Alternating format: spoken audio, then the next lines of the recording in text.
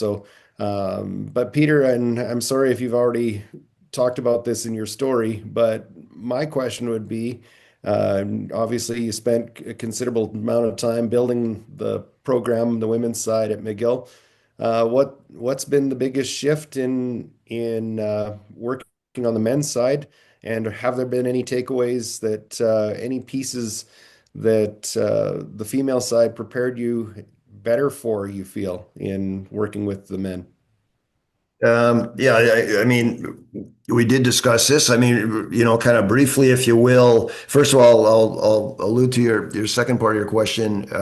Yeah, I mean, coaching in the female game prepared me. Coaching at any level prepared me. I spent 30 years coaching on the female side, and every experience I had there, prepared me year in, year out, in terms of my coaching ability. So yes, it was huge.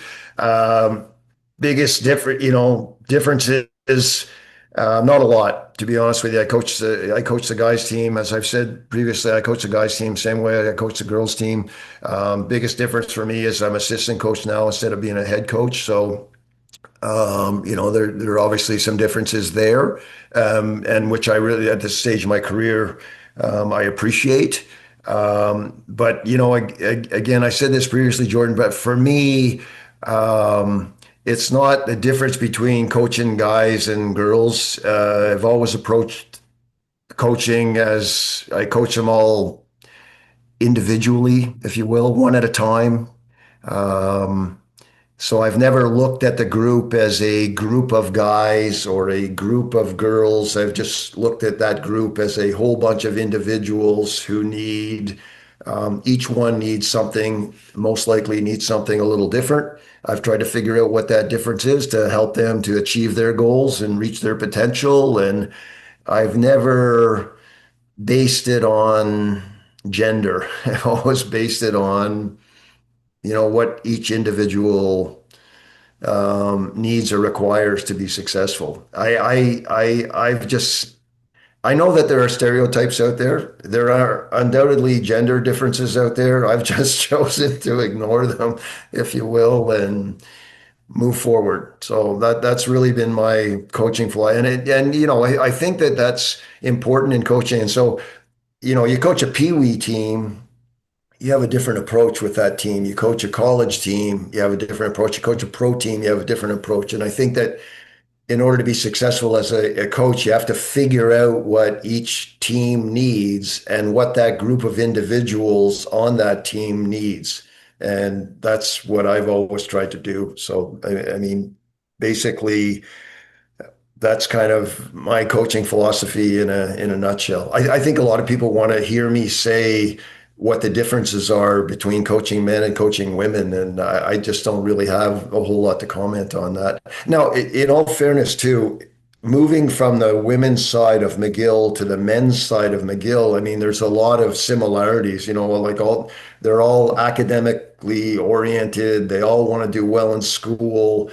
They all, they're dynamic young people, and not that McGill is a whole lot different from other schools, but I think that uh, there's a lot of similarities in terms of making that move, if you will. When I coached the PHF team, that was a little bit different, certainly. That in terms of the culture wasn't firmly established there. I had that group for 1 year or so, and they were, women who had already played university or played elsewhere, so they brought um, you know, um, different cultural experiences to the table. So that experience, that was more of a jump, if you will, going from the Martlets to the pro team than it was going from the Martlets to the men's team, which sounds weird, eh? But that in fact is the case. So No, thanks, Peter. That makes sense, and yeah, I appreciate you stressing the importance of coaching the individual rather yeah, than the yeah, gender.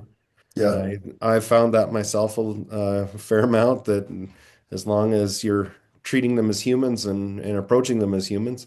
But Yeah. it is also interesting what you're saying about bringing an amalgamated culture together with the pro team versus Yeah, a culture yeah. that's been built over decades. Yeah, that was a real good experience for me too. I mean, we didn't really talk about that, but that was a really good experience for me as well. In trying to, and it was kind of disappointing that I only had that group for a year, and then the league folded. It would have been great if I'd had them for a couple of years to get the opportunity to, help create or be part of creating a culture, for that specific team, if you will.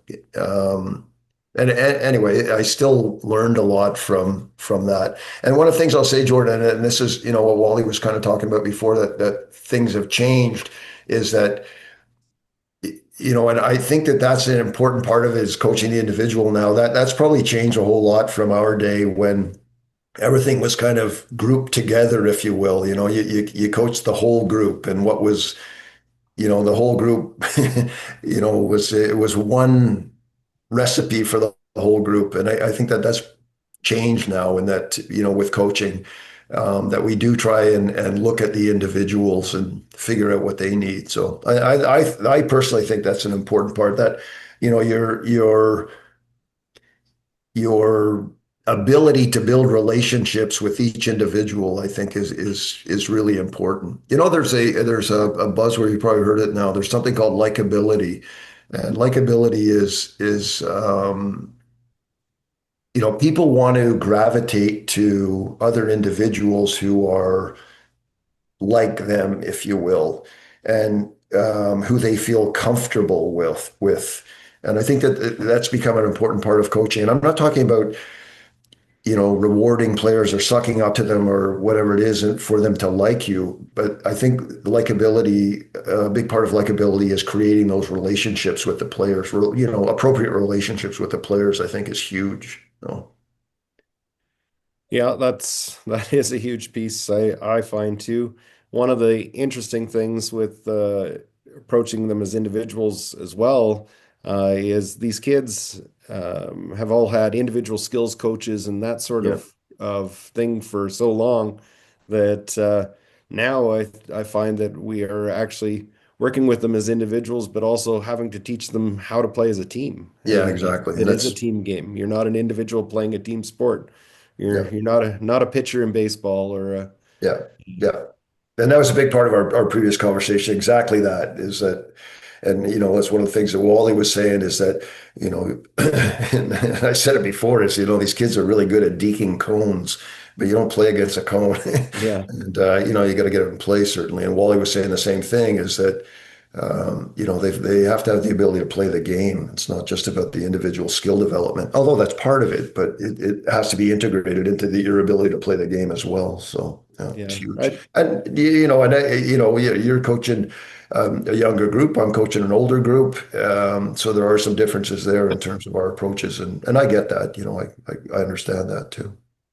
This is will be my last question for you, Peter. I know you got to go, but it just peaked in my mind with you saying about the cones and things.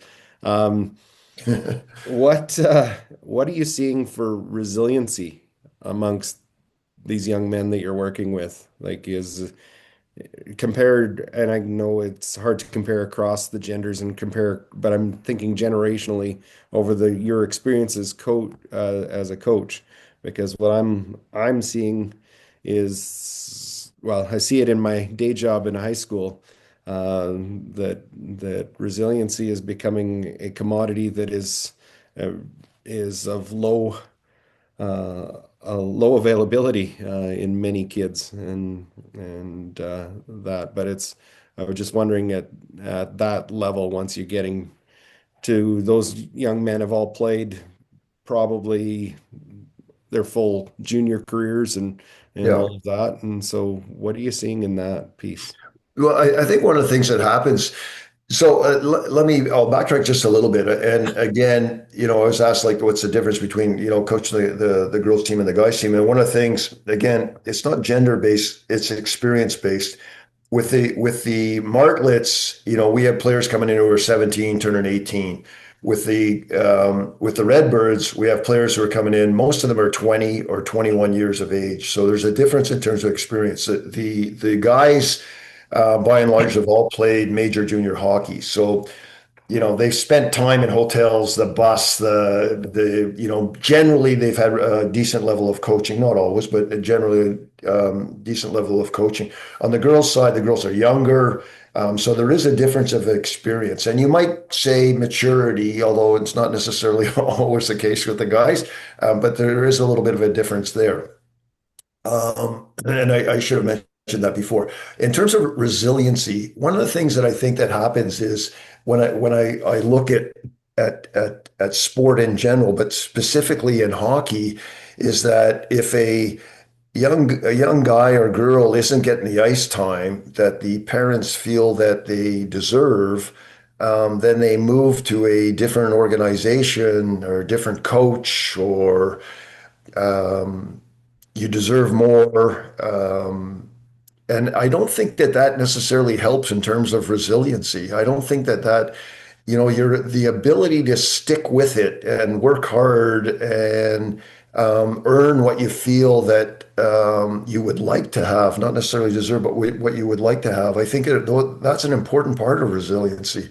And I don't think in the hockey world, I can't comment overall. I mean, you could certainly comment because of your experience in coach in teaching and high school, but I don't think that that helps the development of the individual in terms of that moving around and finding the place that is advantageous to you, as opposed to sticking it out and working hard and earning that next level. Does that make sense? You know what I'm kind Yeah. of kind Yeah. of trying to get to now in terms of what I see.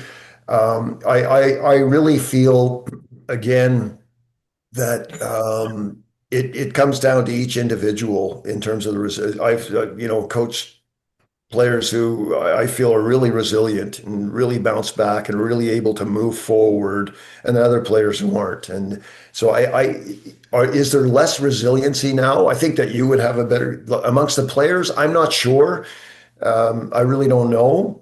You would probably have a better viewpoint of that. Like in the school setting, do you see the sort of similar kind of thing in the school setting or? Yeah. Well, I had a mentor, colleague that I worked with that asked this question and said, "When did we stop preparing the child for the road ahead and started preparing the road for the child?" Yeah, yeah, that's a good one. So Yeah, instead of preparing these kids to meet challenges, giving them some confidence and abilities and skills to meet challenges ahead and let them know that there is support should they need it, yeah, rather yeah, than just taking the challenges and pushing the challenges out of yeah, I their would agree way. with that 100%. And Like I think at hockey at the level that I'm at now, particularly in the guys game, with all these ability to transfer with impunity,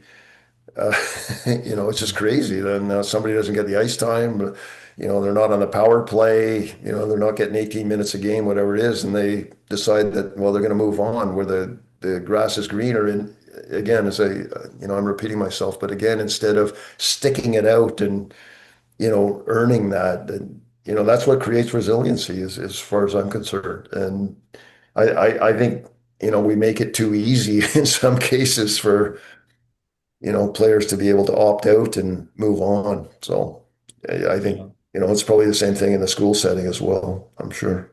Yeah, it's the same. And I did have a post-secondary coach that was shared a story with me saying that, when I see that a player has three different helmet colors and three different hockey bags in three Yeah. different seasons, Yeah. they said, Even if they're a good player, why would I bring them into my program that I'm trying to build over time, especially now that there is a transfer process in Yeah. youth sport as well?" Yeah. No, 100% on that. And again, we were talking about this earlier, like down in the NCAA. I mean, it's a real challenge in, basketball, football, hockey, the players just, like in that championship game, you had guys who had played for three different football teams. And like really, wow, that's incredible. It's so hard to build a culture in a program with, I think that Indiana had 37 transfer students, transfer players on the team. Yeah, maybe more. I don't know, Ray. It could be. And I know. a quarterback at Miami, like in his press conference, was asked about if he went to class on Friday. He goes, "Well, I don't go to class. I already graduated." Like, how does that fit? I'm watching that and I'm thinking, really? This is college sport? But anyway, it is what it is. But anyway, fellas, thank you very much. I appreciate the time. I really enjoy being here. I would love to jump on with the show. I really have a lot of respect for what you guys doing with the Sharks, and I was involved with it way back at Cadence, and every time I was out in Calgary, I really enjoyed that. And keep it going, keep on swimming, and I'll try and join on. My schedule's a bit tight, but I will try and join on from time to time. So really appreciate it. Wish you all